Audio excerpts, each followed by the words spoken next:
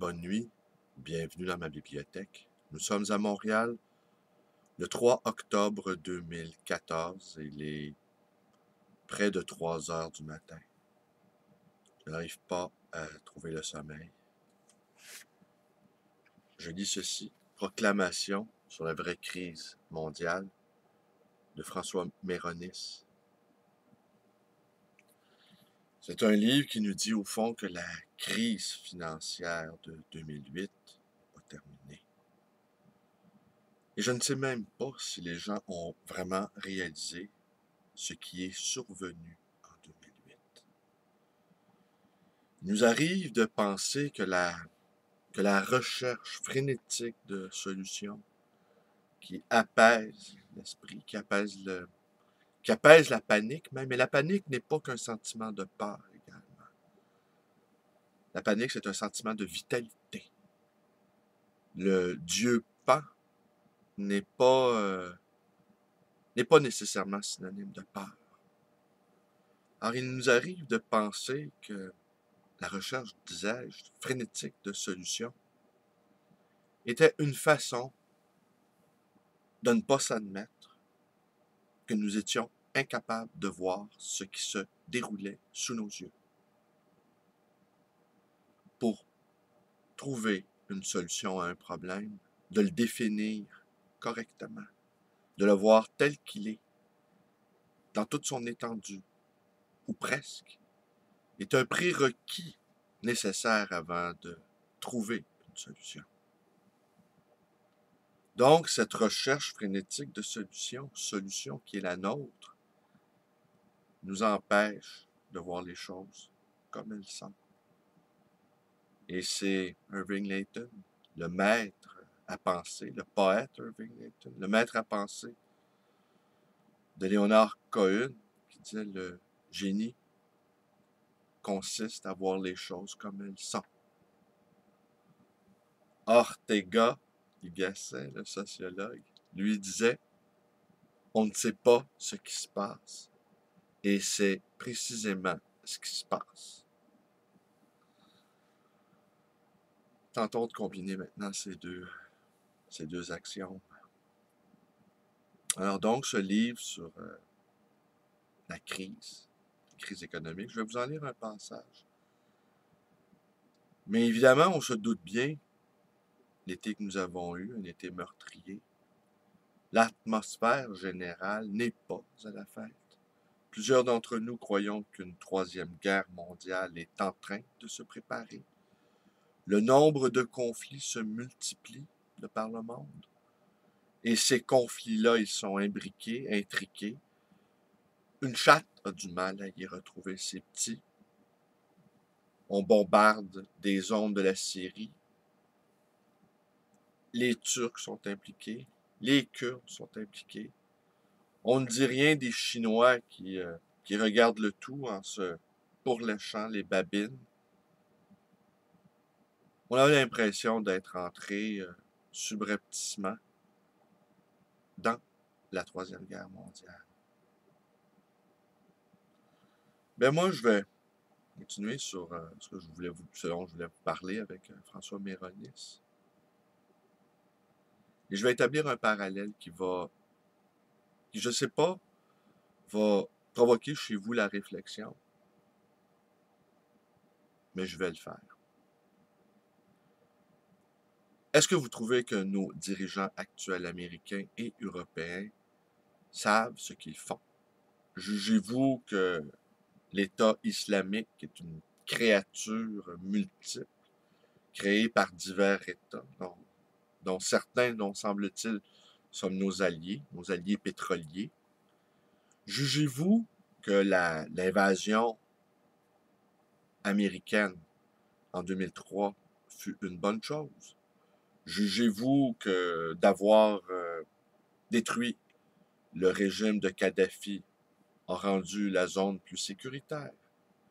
Jugez-vous qu'au fond, finalement, nos dirigeants politiques sont pleins de sagacité, que leur jugement est bon? Jugez-vous que d'aller bombarder l'Irak que le gouvernement canadien s'apprête avec ses avions de chasse, se prépare, ses bombardiers, se prépare à bombarder l'Irak. Jugez-vous que c'est une bonne chose? Au-delà des considérations morales, jugez-vous que c'est la chose à faire? Si vous pensez que finalement, ces gens-là ne savent pas ce qu'ils font, qu'ils naviguent à vue, qu'ils naviguent à l'aveuglette, qu'ils n'ont pas une image très claire ou à peu près claire de ce qui est en train de se dérouler, si vous jugez qu'au fond, ils souffrent de myopie ou de presbytie, ou qu'ils sont aveuglés par un brouillard idéologique, alors posez-vous la question, savent-ils ce qu'ils font, ces mêmes gens, sur le plan économique? 2008, la crise de 2008 n'est pas terminée. Et c'est une crise qui est assez étonnante car nous avons eu, je vais y aller de mémoire d'homme, nous avons eu la crise pétrolière de 1973. On se souvient que même aux États-Unis, on rationnait le sucre. Peut-être les images, vous les avez oubliées. Les Américains n'osaient plus faire leur plein d'essence. Le prix de certaines denrées avait explosé. Le prix de certains objets qui traversaient l'Atlantique pour parvenir à nous avait également explosé. Le choc pétrolier fut brutal. 81. On l'a appelé une autre crise, et qui en même temps coïncidait avec le virage technologique, l'entrée de la robotique dans certaines activités humaines. 81, 82, les taux hypothécaires dépassaient le 20%. Il y avait des maisons à vendre partout. 87, la crise asiatique. 93, une autre crise, une autre récession qui a mis à mal les finances canadiennes. Et n'eût été le vol éhonté de Paul Martin qui en a profité pour s'emparer de la cagnotte des travailleurs, n'est-ce pas? Les travailleurs canadiens qui ont un système d'assurance chômage qui est devenu assurance emploi, avaient mis en commun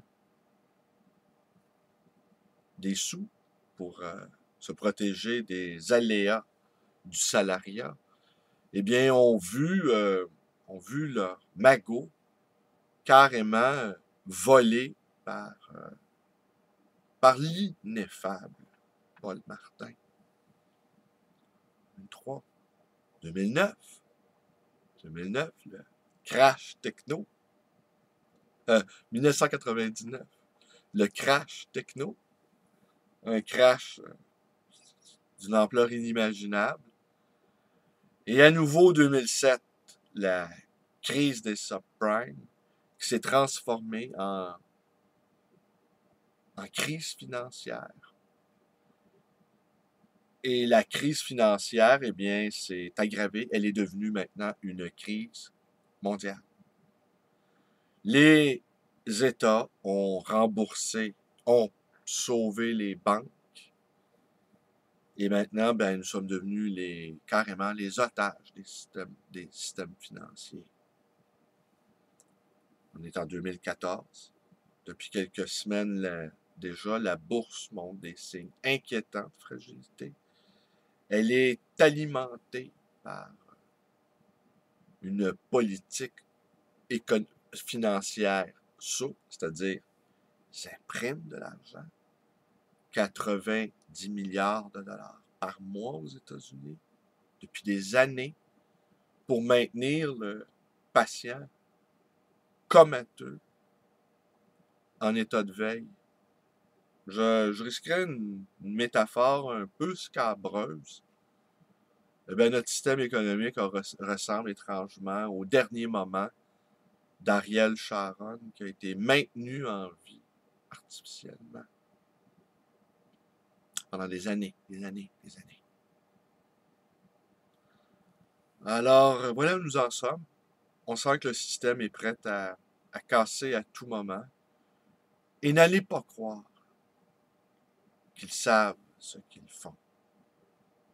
Mais ils veulent que vous le croyiez. Parce qu'eux-mêmes ont peur. On les voit, là, présentement, nos libéraux qui font des coupes. En fait, les libéraux, j'ai entendu dire dernièrement par un ami que ce n'était que des ballons d'essai et que finalement, au bout du compte, ils ne seraient pas si pires que cela. Qu'ils font peur aux gens, mais après, ben, on pourra dire d'eux qu'ils auront reculé sur tel et tel plan et on jugera que finalement, ils ne sont pas si terribles que ça, ces libéraux-là. Non. Les libéraux, là, ils savent que la prochaine crise financière, elle est imminente. Et les ballons qu'ils envoient partout, eh bien, ne seront qu'une pâle réalité sur ce qui s'en vient. Ils préparent le terrain. Les Tao, on va conclure avec les Tao. Les Tao étaient le... Ben, j'ai suivi presque d'heure en heure, comme un médecin, tenez, moi aussi je peux être un médecin. J'ai suivi d'heure en heure presque la crise financière de 2008. Et j'ai vu la peur dans les yeux de nos dirigeants. J'ai vu la peur dans les yeux d'Obama. Enfin, dans le cas d'Obama, c'était une peur matinée par l'excitation du pouvoir qui était à portée de main. Le chagrin également de sa mère décédée la veille de son élection. Sa grand-mère qui l'a élevé. Alors, Obama était la proie de toutes sortes d'émotions. Et j'ai vu la peur chez Paulson, j'ai vu la peur chez Harper, la peur, une peur incroyable. Et ça, c'est un sentiment que je connais très bien, la peur. Ayant grandi, blablabla, comme vous le savez, dans un milieu pauvre. La grande pauvreté et la peur vont main dans la main. Alors, je reconnais la pauvreté, n'importe qui peut la reconnaître, on la voit à tous les coins de rue. Mais la grande peur, elle, là, le sentiment qu'on est environné par tous les dangers, ça, je connais bien ça. Et le regard de la peur, c'est quelque chose qu'on n'oublie jamais. Jamais. Alors, ils ont eu une frousse d'enfer. Et quand ils ont constaté finalement que le système, ils pouvaient le maintenir sous respirateur artificiel, ils ont fait mine d'être assurés. Et ils n'ont qu'un seul en tête depuis ce temps-là, c'est maintenir les choses en l'état, en sachant qu'elles sont dans un état déliquescent, et tenir des propos lignifiants visant à rassurer la population. Donc, l'État haut était le seul que je jugeais digne d'écouter. Le seul qui était